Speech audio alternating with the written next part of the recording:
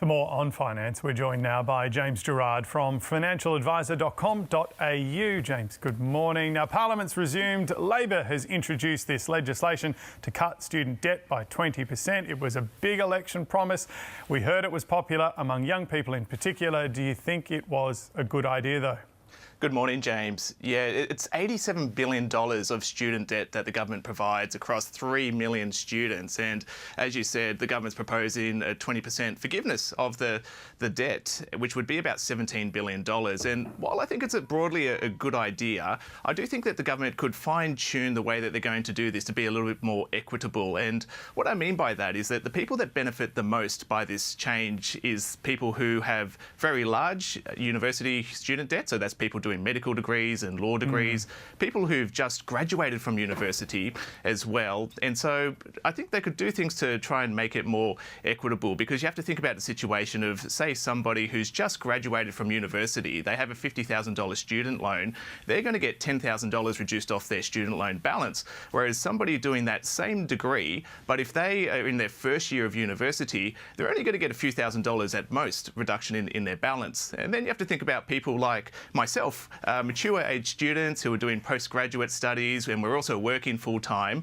We're going to get the same 20% discount off our student loans balances compared with somebody who's in their early to mid 20s, who's just graduated, who's dealing with cost of living pressures while also having to make mandatory HECS repayments. So a few economists have suggested rather than a 20% reduction in HECS balances, maybe a flat dollar reduction would be better. So given that the average student loan balance is $27,600, 20% of that's $5,500, so maybe a $5,500 flat reduction across everybody's student loan would be fairer. And I'd go one extra step to say that maybe people above, say, $100,000 in income, they shouldn't get any reduction at all, because they're doing pretty well in their careers, and that's probably partly due to the university education that they've received, which was funded by the government. So I think that they should be paying back their student loans themselves. Yeah, there you go. I mean, there's a big debate during the campaign, of course, because not everyone goes to uni, but taxpayers have to foot the bill for all of it.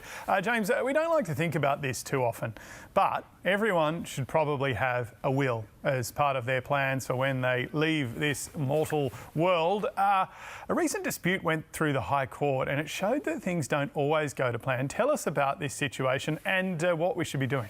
Yeah, absolutely, James. So let me set the scene. Husband and wife, they're in a second marriage together. They both have children separately from their first marriage. They have what's called reciprocal wills. So that's where their wills are the same. They mirror each other. And the will stated that when one spouse passed away, all the assets would go to the surviving spouse. And when the surviving spouse passes away, all the assets get split equally among their two separate lots of children. Now, unfortunately, the mother passed away, and shortly after her estate was settled and the assets went to the father changed his will in favour of his biological children, cutting out the mother's children. And so obviously aggrieved, the mother's children took the case to court and they lost. The court said that, well, even though it may not be ethically right, from a legal perspective, the father is well within his rights to amend and update his will as many times as he wants in his lifetime. So the moral of the story here is that people should review their estate plans and make sure that if they're intending to leave assets to a certain persons or people, that their wills and estate plans reflect that. So I've got a few tips on how to do that. So the first may sound simple and practical, which it is, which is basically while you're alive, you can think about gifting some of your assets to the people who you want to receive your assets, so you can actually see that transition of wealth occur during your lifetime. The next is to be cautious about leaving your assets to be passed in somebody else's will. So if you want assets to go to particular people, maybe think about your will rather than your spouse's or someone else's will to allow that down the track.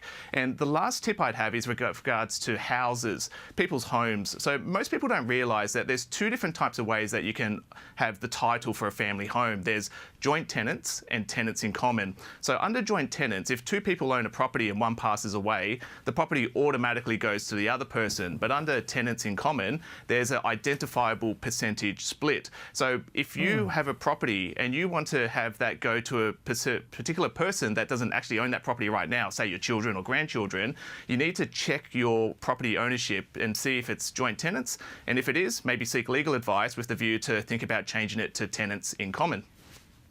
James, that is excellent advice, and I'd probably add, have a conversation with your loved ones as well so that you don't end up in the courts after all of this happens. We appreciate your time on our show this morning. My pleasure as always. Thank you, James.